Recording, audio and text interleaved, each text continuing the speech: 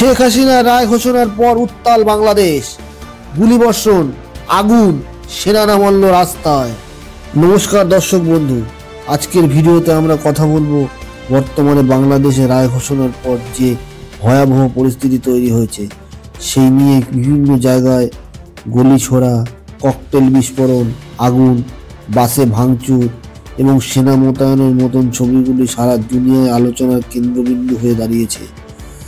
আজকের ভিডিওতে থাকছে কেন এই রায়কে ঘিরে অস্থিরতা, কোথায় কোথায় সংঘর্ষ, কারা জড়িত, সেনা নামানোর কারণ কি, আন্তর্জাতিক প্রতিক্রিয়া, বাংলাদেশের রাজনৈতিক ভবিষ্যৎ কোন দিকে যাচ্ছে। তাই বন্ধুরা, এই ভিডিওটি শেষ পর্যন্ত অবশ্যই দেখবেন এবং ভালো লাগলে চ্যানেলটিকে লাইক এবং সাবস্ক্রাইব করে পাশে থাকবেন। রায়ের পরপরই উত্তপ্ত বাংলাদেশ। রায় ঘোষণার পর বাংলাদেশ জুড়ে ছড়িয়ে পড়েছে উত্তেজনা। ঢাকা, গোপালগঞ্জ, বরিশাল, চট্টগ্রাম বেশ কিছু জেলায় দেখা যায় অগ্নিসংযোগ, ককটেল বিস্ফোরণ, পুলিশের সাথে সংঘর্ষ।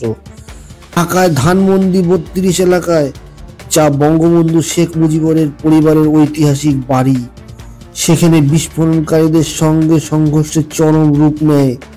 পুলিশ ও র্যাব পরিস্থিতি নিয়ন্ত্রণে কাঁদানি গ্যাস ছোড়ে এবং গোলা বর্ষণ করে, স্থানীয় সূত্রে জানা যাচ্ছে এই খবর অনুযায়ী। কয়েকটি বড় খবর উল্লেখ করা যায়।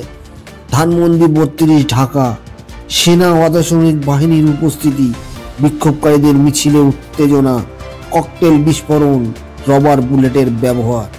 গোপালগঞ্জ থানায় ককটেল হামলা, ৩ পুলিশ সদস্য আহত, থানা লক্ষ্য করে বিস্ফোরক নিক্ষেপ। পল্লবী, ঢাকা, গুলিবর্ষণে এক যুবকের মৃত্যুর অভিযোগ, আরেকজন অটোরিক্সা চালক গুলিবিদ্ধ।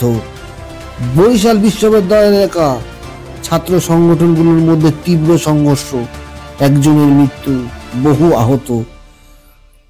বিভিন্ন স্থানে অন্তত ৮টি যানবাহন আগুনে পুড়ে যায়। বাস, অটোরিক্সা, ট্যাক্স লক্ষ্য করে হামলা হয়। 2টি আগুন, একটি স্কুলে 3টি শ্রেণীকক্ষ পুরোপুরি পুড়ে যায়। কারা কারা যুক্ত? বিভিন্ন রাজনৈতিক ছাত্র সংগঠন, স্থানীয় বিক্ষোভকারী এবং নিরাপত্তা বাহিনীর মধ্যে সংঘর্ষ চলছে। শহরের রাস্তা, ঢাকা বিশ্ববিদ্যালয় এলাকা, জেলা প্রশাসনিক ভবন সব স্থানে উত্তপ্ত পরিস্থিতি। সেনা মোতায়েন করার কারণ কি দর্শক বন্ধু?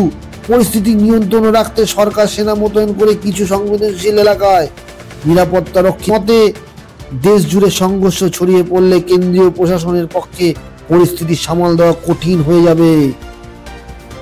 রাজনীতির ভবিষ্যৎ কোন দিকে যেতে পারে? বিশেষজ্ঞরা বলছেন রাজনৈতিক গ্রেপ্তার বাড়তে পারে, নির্বাচন প্রক্রিয়া অনিশ্চিত হতে পারে, প্রশাসন আরো কড়া হতে পারে, আন্তর্জাতিক চাপ বেড়ে যাওয়ার সম্ভাবনাও দেখা যাচ্ছে। কিন্তু আন্তর্জাতিক পর্যবেক্ষকদের মতে বাংলাদেশের স্থিতিশীলতার জন্য সংলাপ ও রাজনৈতিক মিলন জরুরি। ইউরোপিয়ান ইউনিয়ন সহ বিভিন্ন দেশ পরিস্থিতির উপরে নজর রাখছে। আন্তর্জাতিক মানবাধিকার সংস্থা জানিয়েছে সকল পক্ষকে সংযমের আহ্বান, সংহতি বন্ধের দাবি, আইনি প্রক্রিয়ার স্বচ্ছতা নিশ্চিত করার কথা। উপরে এর প্রভাব অপরিসীম। রাস্তায় যান চলাচল ব্যাহত, দোকানপাট বন্ধ, অনেকের ঘর থেকে বেরোতে পারছেন না। হাসপাতালে আহতদের ভিড় বেড়ে চলেছে ক্রমাগত। এমন অবস্থায় সবচেয়ে ক্ষতিগ্রস্ত হচ্ছে সাধারণ মানুষ। হতে পারে দর্শক বন্ধু, রাষ্ট্রপতি বা সুপ্রিম কোর্টের হস্তক্ষেপ হওয়ার সম্ভাবনা দেখা যাচ্ছে। রায়ের পুনর্বিবেচনা হওয়ারও একটি ইঙ্গিত পাওয়া যাচ্ছে। রাজনৈতিক সংলাপ শুরু হতে পারে, নাকি সংঘর্ষ আরো বাড়বে। আগামী কদিন পরিস্থিতি আরো উত্তপ্ত হতে পারে বলেই মনে করছে বিশ্লেষক মহল।